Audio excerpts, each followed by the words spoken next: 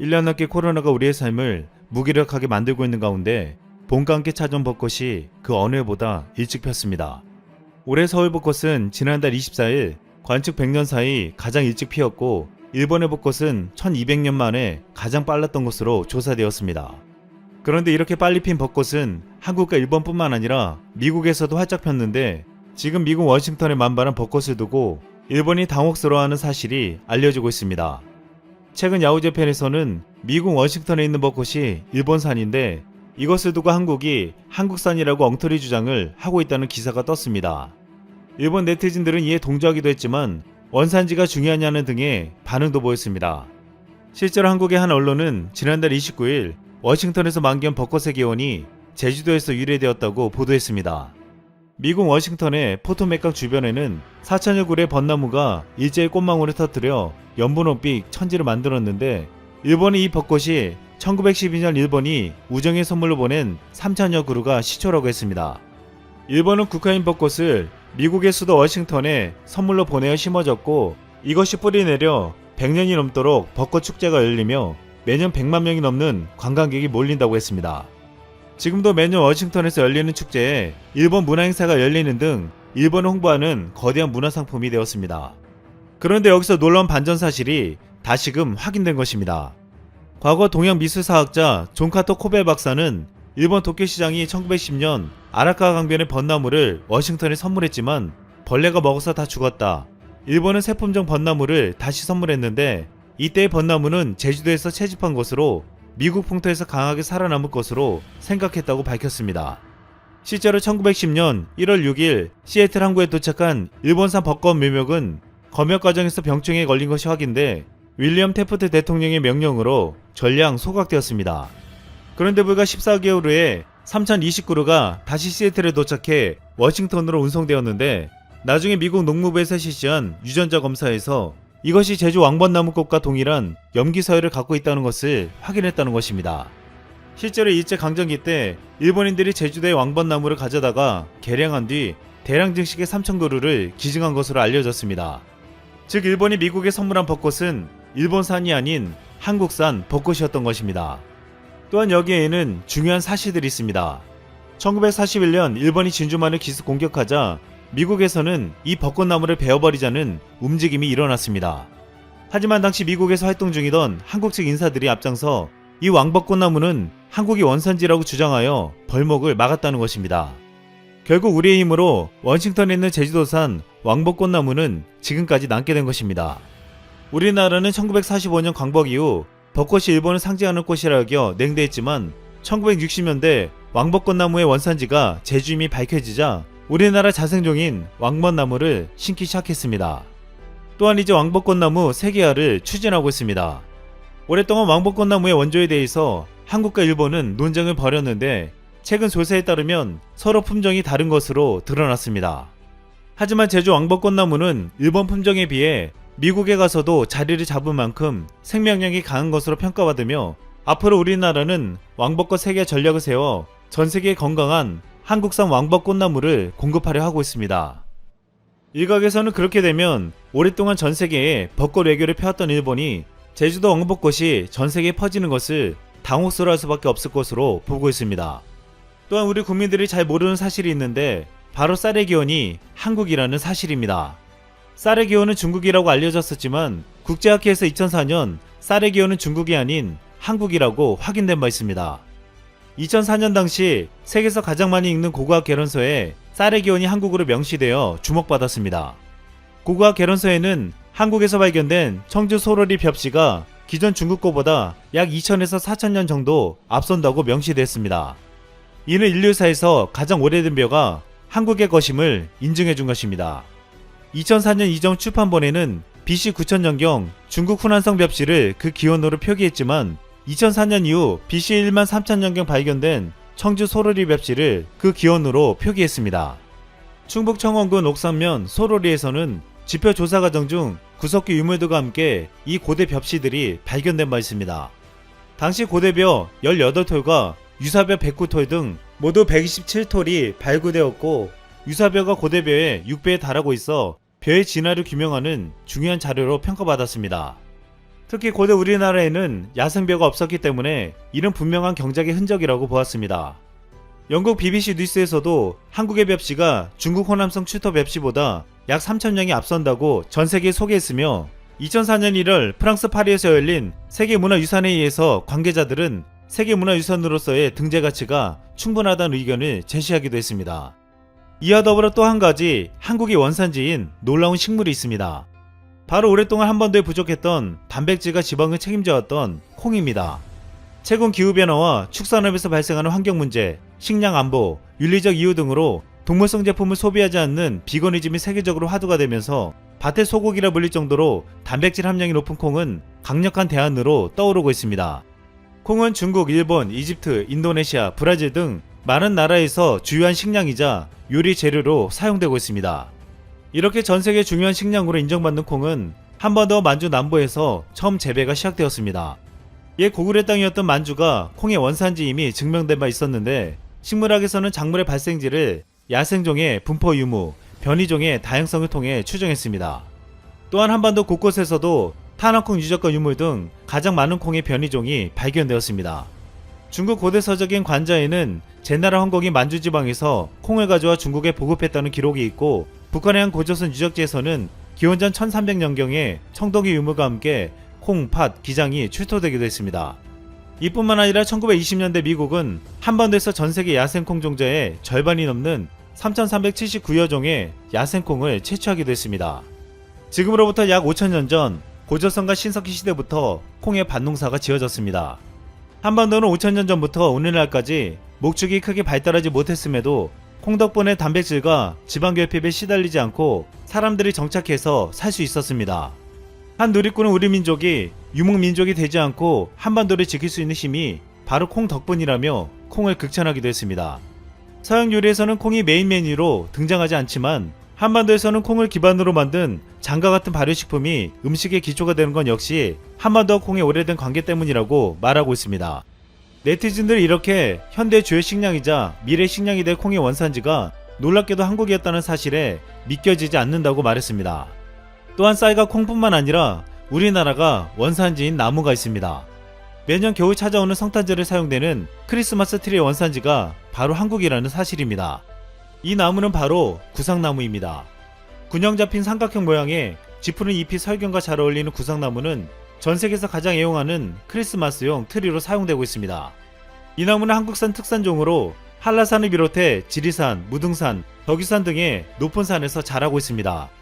20세기 초 구상나무를 한라산에서 반출하여 개량해서 키워져 미국에서는 한국 전나무라고 불리게 되며 기존의 크리스마스 트리로 사용되던 전나무 가문비 나무에 비해 키가 작아 실내에 놓기 알맞고 견고한 가지 사이에 여백이 있어 장식품에 달기 쉬워 크리스마스 트리로 쓰인 것입니다. 구상나무는 높이가 최대 20m까지 자라는데 하늘을 향해 전진하는 안정된 자태가 아름다워 1988년 서울올림픽 심벌나무로 지정되기도 했습니다. 한반도는 오랜 역사 속에서 그동안 숱한 위기와 역경을 겪어왔지만 놀랍게도 이곳에서는 우리의 주식인 쌀과 콩이 시작되었고 아름다운 벚꽃과 튼튼한 구상나무가 자라는 축복된 땅이라고 불리고 있습니다. 대한민국은 이 자연의 DNA를 이어받아 앞으로 더욱 전세계로 도약할 것을 기대하고 있습니다. 이상 쓸멍이었습니다.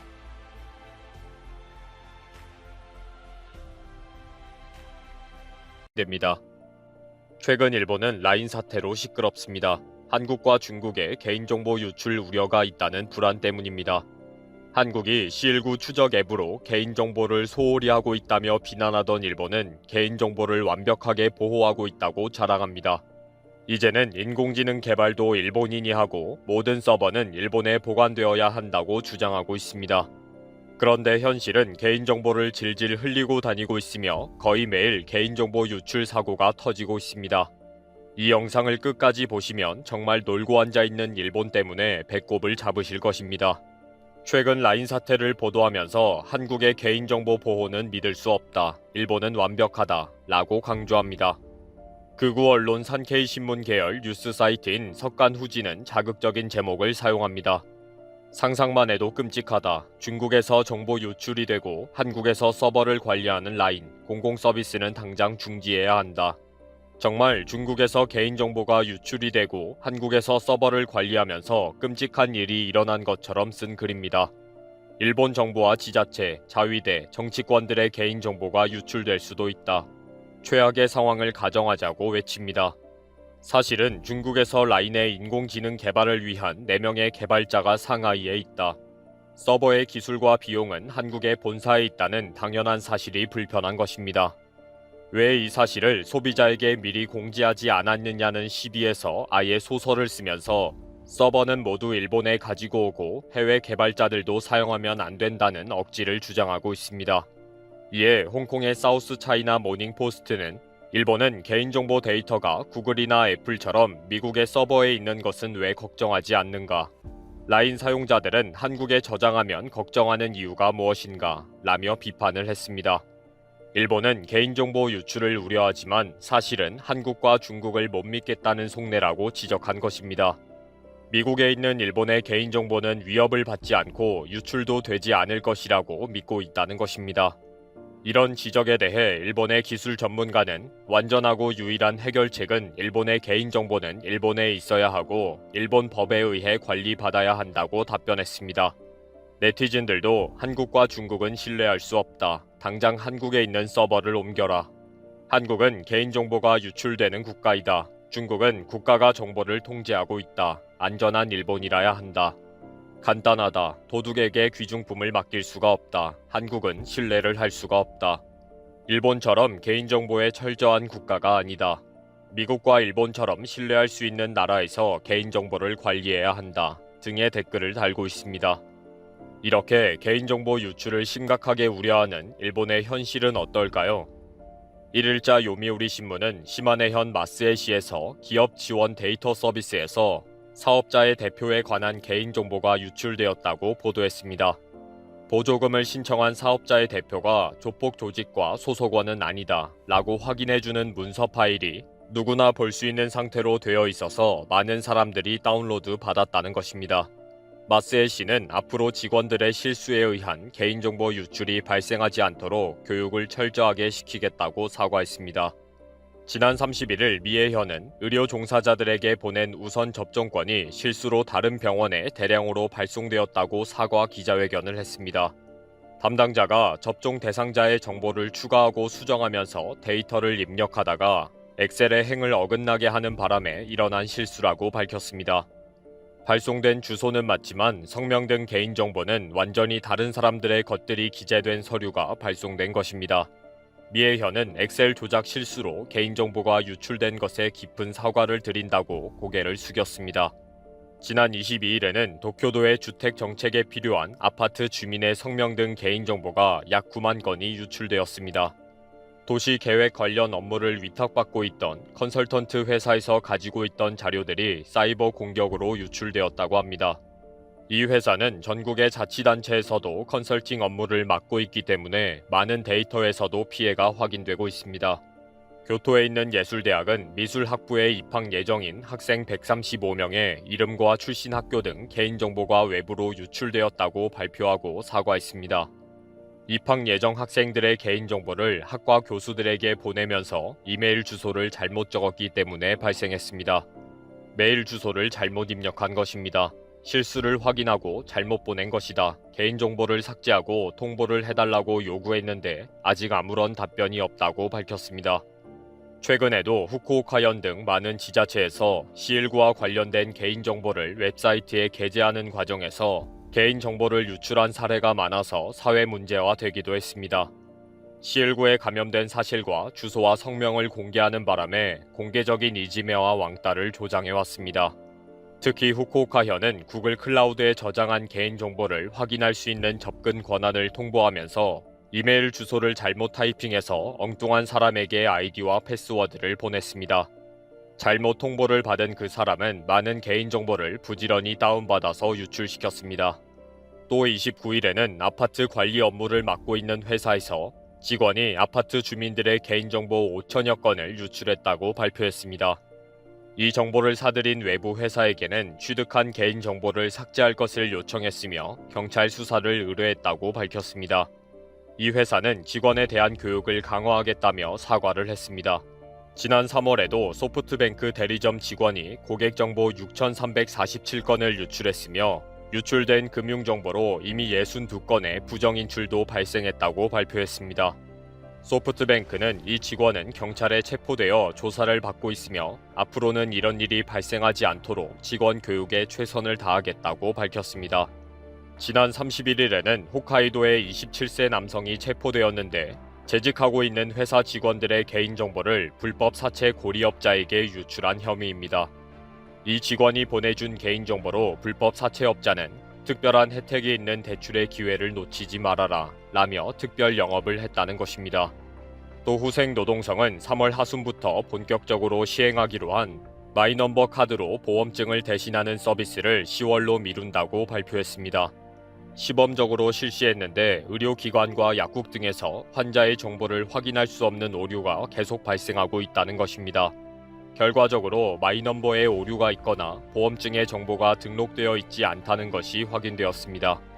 히라이 타쿠야 디지털 개혁상은 보험자의 개인정보가 입력 오류로 확인되었다. 3만 건 이상 된다. 문제점을 해결하고 있다며 고개를 숙였습니다.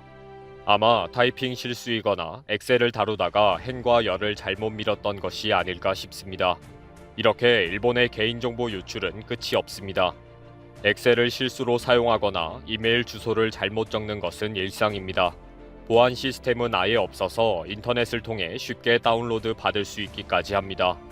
나중에는 개인정보를 길거리에 흘리고 다니기도 하죠. 일본의 개인정보